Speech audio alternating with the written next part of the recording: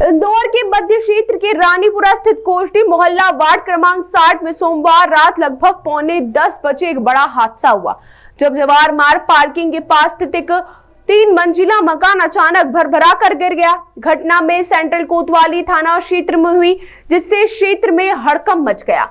वहीं दरअसल प्रारंभिक जानकारी के अनुसार इमारत में 6 लोगों के दबे होने की आशंका जताई गई थी।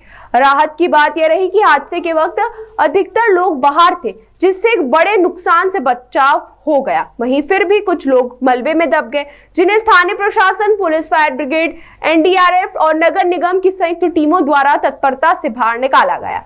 घायलों को तुरंत अस्पताल पहुंचाया गया, जहां उनका इलाज जारी है। डॉक्टर के अनुसार सभी घायल फिलहाल सुरक्षित है। बताया जा रहा है कि लगातार बारिश के चलते इमारत में दरारें आ गई थी, जो इस हादसे की मुख्य वजह मानी जा रही है। हादसे की सूचना मिलते ही इंदौर के महापौर पुष्यमित्र भार्गव, पुलिस कमिश्नर संतोष सिंह और कलेक्टर शिवम वर्मा मौके पर पहुंचे और राहत कार्यों की निगरानी शुरू की। नगर निगम, जिला प्रशासन और एनडीआरएफ की टीमें पूरी तत्परता से मलबा हटाने और बचाव कार्य में जुटी हुई। स्थानीय प्रत्यक्षदर्शियों ने बताया कि बिल्डिंग की हालत पहले से ही खराब थी और बीते कुछ दिनों से उसमें दरारें भी नजर आ रही थी, लेकिन इस स्तर की दुर्घटना की किसी को उम्मीद नहीं थी। फिलहाल मलबा हटाने का काम युद्ध स्तर पर सुबह तक जारी था और मौके पर मौजूद अधिकारी हालात पर लगातार नजर बनाए हुए। प्रशासन ने आसपास के अन्य जर्जर भवनों की भी जांच शुरू कर दी, ताकि भविष्य में इस तरह की घटनाओं से बचा जा सके। वहीं इंदौर कलेक्टर शिवम वर्मा ने मीडिया से चर्चा में बताया कि रेस्क्यू ऑपरेशन अब लगभग पूर्ण हो चुका था। 13 लोग जो मलबे में थे, उनमें से 11 लोगों को रेस्क्यू कर लिया गया था। 12वें नंबर पर अफीफा, जिनको निकाला गया था, उनको भी अस्पताल पहुंचा तो डॉक्टर ने मृत घोषित कर दिया और जो 13वें व्यक्ति है फहीम, उनको भी अब निकाला जा रहा है। उनकी भी दुखद मृत्यु हो चुकी है। दुर्भाग्यपूर्ण तरीके से उनकी भी डेथ हो गई और उनको अब निकाला जा रहा है। गौरतलब है कि पूरा रेस्क्यू ऑपरेशन लगभग 5 घंटे के करीब चला होगा। वहीं यह रेस्क्यू काफी जटिल था, क्योंकि ज्यादा मलबा होने के कारण टीम को मुश्किल हुई। वहीं एसडीआरएफ और नगर निगम की टीम ने बहुत मेहनत की। उनके लिए भी बहुत मुश्किल था, क्योंकि उनके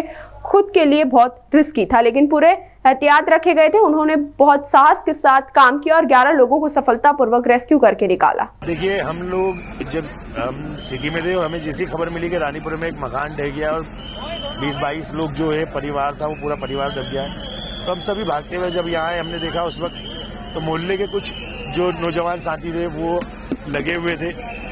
साथ ही में फिर हम लोगों ने भी उनके साथ में जब देखा जा करके, तो अभी तक करीब 10 लोगों को रेस्क्यू किया गया। एक जो लेडी है, उनका पैर जो है वो खत्म हुआ है। बाकी एक लड़का जो था इस परिवार का, फहीम, उसका इंतकाल हुआ है। और अभी आखिरी में मालूम पड़ा कि एक बच्ची जो इनकी मिसिंग थी 16 साल की, आफरीन नाम से, वो अभी लास्ट में जब हम लोग जो डेड बॉडी उसकी फहीम की निकालने की जद्दोजहद कर रहे थे, उसके बाद हमें पता चला, तो फिर हमने सर्च किया, तो फिर उसकी भी डेड बॉडी एक पलंग के नीचे से मिली। तो कुल मिलाकर ये कि अभी 2 बच्चों की डेथ हुई है, एक महिला गंभीर रूप से घायल है। बाकी जो लोग हैं उनको चोटें लगी हैं, लेकिन इतनी गंभीर चोटें नहीं है। टोटल 13 ही लोग? हाँ, टोटल 13 ही लोग थे। कितने लोग डेथ हुई, उनकी उम्र क्या क्या है, उनका नाम क्या है? देखिए, उम्र की बात करें तो अंदाजन मैं बता रहा हूँ आपको, क्योंकि उनकी डेड बॉडी जो देखी, एक की तो डेड बॉडी अंदर इतनी बुरी हालत में फंसी हुई है, तो निकालने में मुश्किलें आ रही थी। लेकिन जो बच्ची की भी हमने देखा है, तो 15-16 साल, उनकी दोनों की उम्र 15-16 साल है। रेस्क्यू ऑपरेशन चलाने में कितनी दिक्कत आई? देखिए, शुरुआत में तो यह था कि पब्लिक जैसे भी थी, जैसे मोहल्ले वालों को मालूम पड़ा, पूरे मोहल्ले वाले जो थे वो पूरी जी जान से लग गए।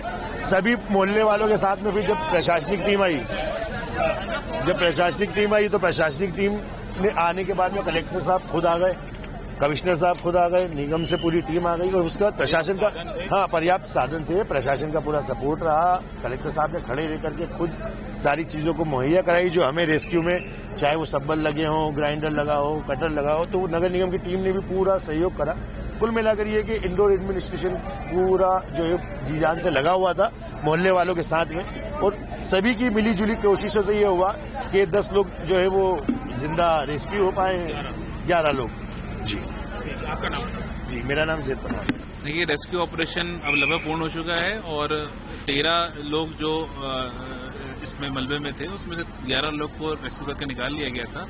12वें नंबर पे अलीफा, जिनको निकाला गया था, उनको भी जब वो अस्पताल पहुंची तो रोटेट थी वो, और जो 13वें व्यक्ति हैं फहीम, उनको अब निकाला जा रहा है। वो भी मतलब उनकी भी डेथ हो चुकी है और उनको बस निकाल के किया जा रहा है। 13 में से 2 की मृत्यु हो चुकी है और 11 का उपचार जारी है। 11 का उपचार जारी है। बाकी उपचार में सब किसी के तरीके कोई गंभीर एक उसमें पेशेंट है अफरीन, जिनके पैर में ऊपर बीम गिरी थी, उनको अभी हम लोग क्लोज मॉनिटरिंग में रखा गया है। बाकी 10 लोग स्टेबल हैं। कितने लंबे रेस्क्यू चला है, कितना समय तक रेस्क्यू चला है? मेरे ख्याल से ये पूरा रेस्क्यू लगभग 5 घंटे के करीब चला होगा, ये रेस्क्यू पूरा ऑपरेशन। ये आखिरी डेड बॉडी थी, दो डेड बॉडी में आखिरी डेड बॉडी थी जो निकाली गई। जी अभी निकाली गई है। रेस्क्यू के दौरान किसी तरह की कोई मुश्किलात या परेशानी नहीं, अब चूंकि इतना बड़ा मलबा था, ये बिल्डिंग पूरी थी, उसमें से निकल के जाना, और जो टीम काम कर रही थी एसडीआरएफ और नगर निगम की टीम जिन्होंने बहुत मेहनत की, उनके लिए बहुत मुश्किल था उसमें से जाना, क्योंकि उनके खुद के लिए बहुत रिस्की था। लेकिन इसके लिए पूरे एहतियात भी रखे गए थे, परंतु बहुत अच्छा साहस से उन्होंने काम किया और हम लोगों ने 11 लोग को सक्सेसफुली रेस्क्यू करके निकाला है। 12वीं जो बालिका थी उनको रेस्क्यू किया गया था, परंतु उनकी डेथ हो चुकी थी, मतलब उसके कारण। और लास्ट जो फहीम है उनकी भी डेथ हो चुकी है।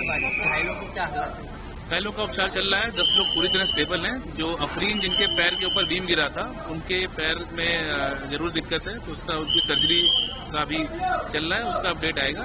उनको क्लोजली मॉनिटर किया जा रहा है। बाकी 10 लोग स्टेबल हैं, उपचार उनका चल रहा है।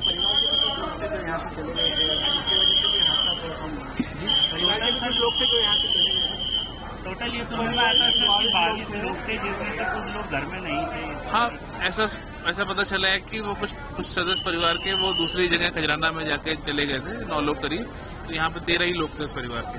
तो प्रथम दृष्टया क्या लगता है कि किस वजह से ये मकान धराशायी हुआ है? देखिए, इस मकान का जो फ्रंट पोर्शन जहाँ हम लोग अभी रेस्क्यू कर रहे थे, वो काफी, अब देखेंगे तो नया आरसीसी स्ट्रक्चर बना हुआ है, लेकिन परंतु पीछे का स्ट्रक्चर पुराना भी था। और हालांकि इसकी भी तफ्तीश की जाएगी कि इसके फाउंडेशन वगैरह कैसे थे, क्योंकि पूरा स्ट्रक्चर एक तरफ गिरा है। तो उसका भी एनालिसिस किया जाएगा। अभी चूंकि पहली प्राथमिकता यही है कि सारे लोगों का रेस्क्यू हो जाए, सबका उपचार हो जाए, और बाकी इन तथ्यों को हम लोग एक बार और क्लोजली कल एग्जामिन करेंगे, तब शेयर किया जाएगा। यहाँ के रहवासियों का कहना है कि ड्रेनेज का पानी और चूहों के कारण ये खोखला कर दिया था। एक बार इस विषय को देख लिया जाएगा। अभी चूंकि अभी ये बहुत अर्ली प्रीमेच्योर होगा कहना, लेकिन अभी चूंकि पहला इनको हम लोग हॉस्पिटल भेज देते हैं, और बाकी एक बार जो घायल लोग हैं, इनका उपचार हो रहा है, उनका एक बार फॉलोअप कर लिया जाए। इसको भी हम लोग इन तथ्यों को भी एग्जामिन करेंगे। सर, मकान किसका था? ये तथ्य भी हम इसको एग्जामिन कर रहे हैं, तभी आएगा तो आपको शेयर किया जाएगा।